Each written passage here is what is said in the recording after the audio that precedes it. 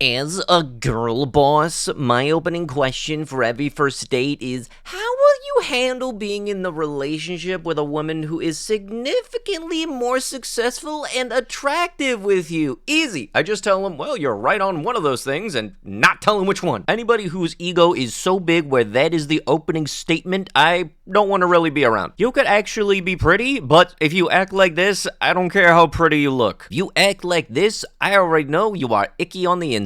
Hello all of you lovely individuals, and welcome back to another video for the day. We are heading back into r/nicegirls, and it's been a very hot minute since I've done that. I think last time I did that, it was right after my birthday. So, if you would like to be absolutely amazing, show your support and see more videos like this one in the near future, be sure to hit that like button, leave a comment down below to start up some wholesome internet discussions, and if you guys have not already, subscribe to the channel and turn on the notifications. Also, I got a playlist at the end, so there's a whole lot more stuff you can check out there too. My 25F friend 24F is dating my male friend 25M, even though I told her I'm not comfortable. Should I tell him to end things? My friend Redacted and I became friends because we live in the same apartment complex.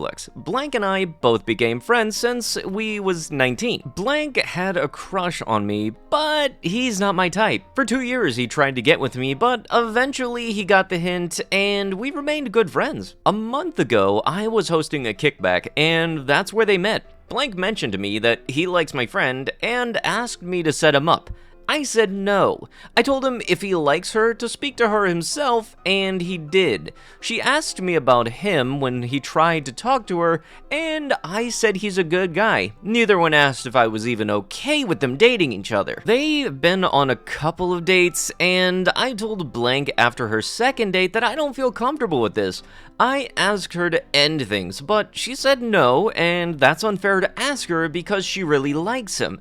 She says I should have something before, but really, they should have asked me if I was okay with this. I want to talk to Blank about this before they get too serious without impacting our friendship. Alright, ma'am, let me see if I got this straight.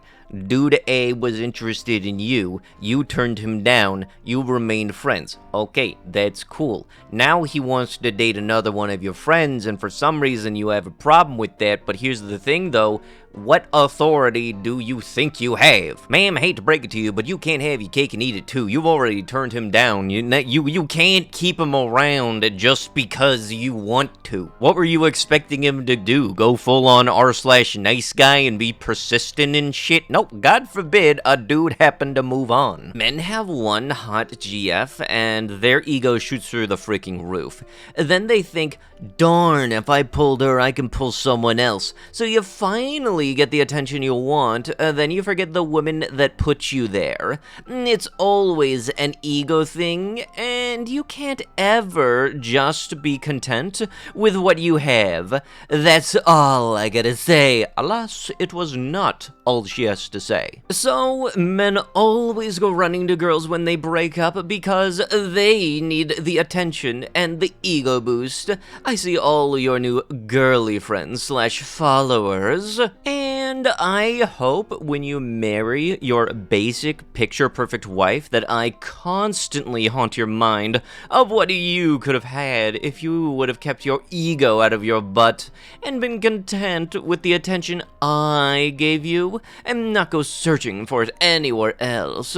From day one, I told you I love differently, and you'll never forget me. Point proven. Enjoy the Barbie wife. Okay, look, from this perspective, it kind of sounds like who's haunting who is very much back-asswards, ma'am. All the person did was stop responding to you after you two broke up. You aren't supposed to keep talking together like it's some legal obligation. If you split, you split. This guy, 23M, joined my 22F friend group around 6 months ago.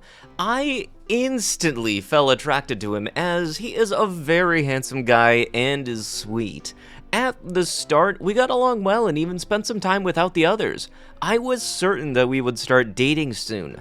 However, after a while, we began having disagreements. He would accuse me of having a bad attitude and not being nice to people and mistreating others in general. All false. Fast forward to a couple of days ago. He hadn't asked me out yet, so I asked him when he would do that. This is the next thing he sent me. Listen, you're beautiful and my type. I thought you were stunning from the moment we met. But a pretty face means nothing when a girl behaves the way you do. Personality is important to me, and yours is horrible. You treat people like Dookie and even made Name cry over something petty. I'm not even sure if you noticed that everyone constantly walks on eggshells around you. So, no, I decided not to ask you out. I am physically attracted to you, but you are not the only attractive girl in the world. I found this text really hurtful and shocking. After I read it, I went over to his place and we started arguing. I ended up crying and throwing some stuff around. At the end, there were some broken plates and glasses. After this incident, my entire friend circle labeled me crazy and unhinged, which I'm not. Am I really the a-hole here after that awful text? Well, considering a statement like that don't exactly come from nothing, there's gotta be some reasoning behind it, and when you were told that, what did you do? You went over and proved him right. Hey, yeah, I like you the way that you look, but you're not exactly the type of personality I would like to hang around with, so what did you do? You went over and caused property destruction. Great job on that one, ma'am. You know, whenever I see some of these am I the a-hole ones that are so blatantly obvious at the end that this person is in fact the a-hole, it makes me question why they put it up in the first place. It just then reaffirms my statement that they're the only ones that don't see themselves wrong in this scenario. But in something like this, where crazy and unhinged is right next to, at the end there were some broken plates and glasses, all because he called out your sour personality, I very much feel like you're the dumbest person in the room at any given moment. And if that for some reason didn't register, let me dumb it down to you for the most elementary level kind of things. Nobody's gonna want to date anybody that resorts to throwing plates when they're told that's something that they don't like. A guy I put in the friend zone a year today almost got a girlfriend today, so I told him I liked him.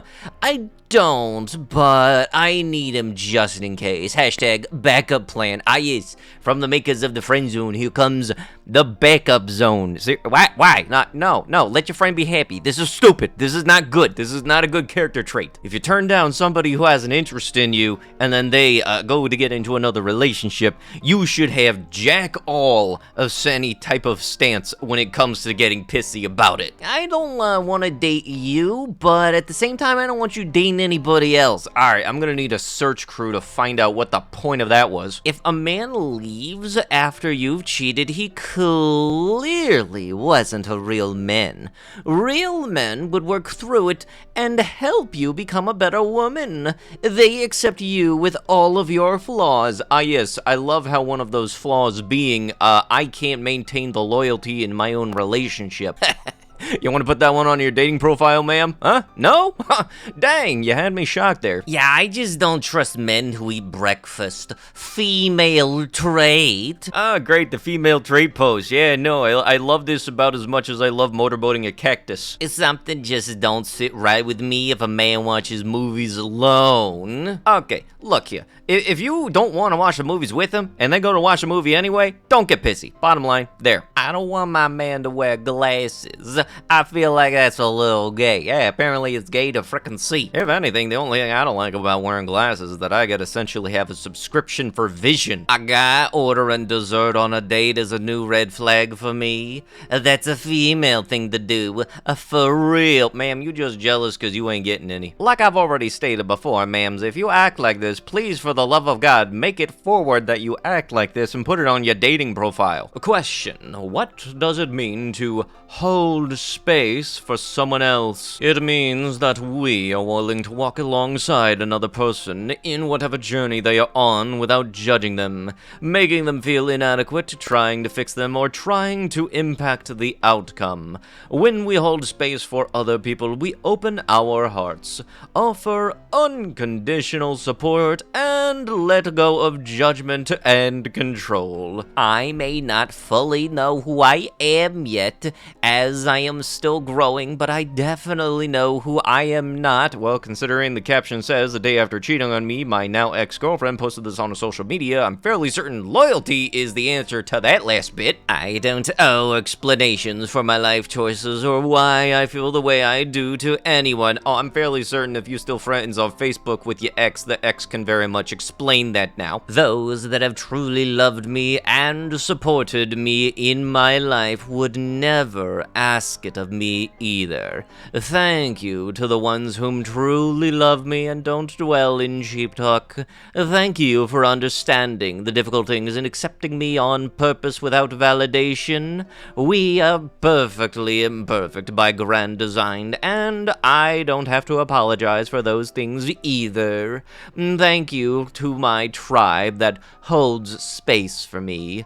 You know who you are, and your love holds incredible value to me. Okay, now every time I see this, I'm just gonna have the general pattern in my mind that if I'm following or I have two people on Facebook that are friends or in a relationship and then they split and one of the two happens to post this, I'm going to now automatically assume that there was cheating involved, and it's most likely the person who posted something like this. I know that making assumptions is bad, but look, if there's a very consistent pattern, I'm going to then start believing the pattern. About me. So, I'm just gonna be real here. I'm looking to settle down. I'm not interested in a man who goes to bars, clubs, or parties, and I don't want a man who has female friends. I don't do drama. You're saying that like that has to happen with having women friends.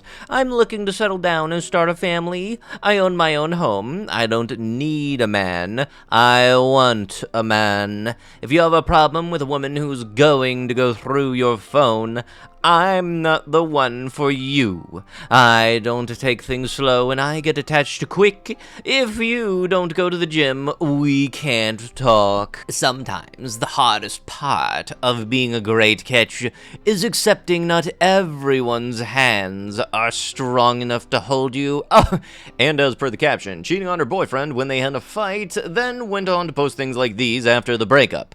I am very much noticing a pattern on this. Last I checked, a person that is actually a great catch in a relationship isn't gonna go around to other fishermen. Women are like apples on trees. The best ones are at the top of the tree. The men don't want to reach for the good ones because they are afraid of falling and getting hurt. Instead, they just get the rotten apples from the ground that aren't as good, but easy. So the apples at the top think something is wrong with them, when in reality they are amazing. They just have to wait for the right one to come along, the one who is brave enough to climb all of the way to the top of the tree. Now men are like fine wine. They begin as grapes, and it's up to women to stomp the dookie out of them until they turn into something acceptable to have dinner with. Ah yes, don't you know, you're not acceptable until women have violence going against you. Now for the part where I take your analogy and then make you hate it. At last I checked, the ones at the bottom of the tree, the rotten ones that fell, are the ones that have been up high enough so long that they weren't able to hold up there anymore, and when nobody came after them, then they got rotten and fallen to the tree. Last I checked, some of the best apples are actually about at the middle of the tree, or they're at the bottom of the hanging part of the tree. You know, just because an apple happens to be high up on the tree, don't mean it's any higher quality than those of the ones in the middle or lower part of the tree. If you are a guy and you are in a relationship, don't do these things. Don't whack it. Period. Cause if you do, you'll just make your girlfriend feel like she isn't good enough. Don't ignore your girlfriend's existence, especially when she's had a bad day.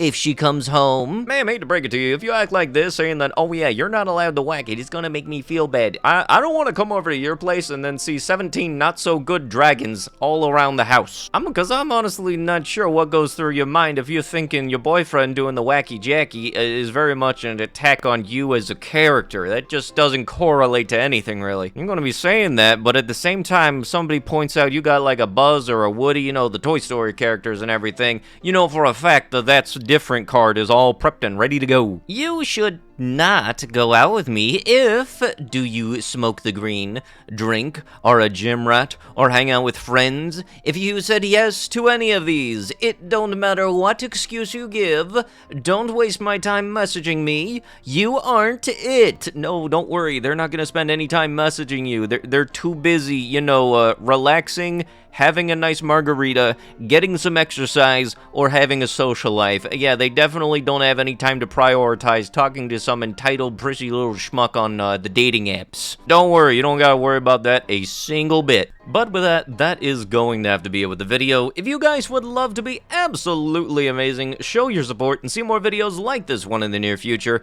be sure to hit that like button, leave a comment down below to start them wholesome internet discussions, and if you guys have not already, subscribe to the channel and turn on them notifications. I'll be sure to see you guys in the next one. Thank you so much for watching, and bye-bye.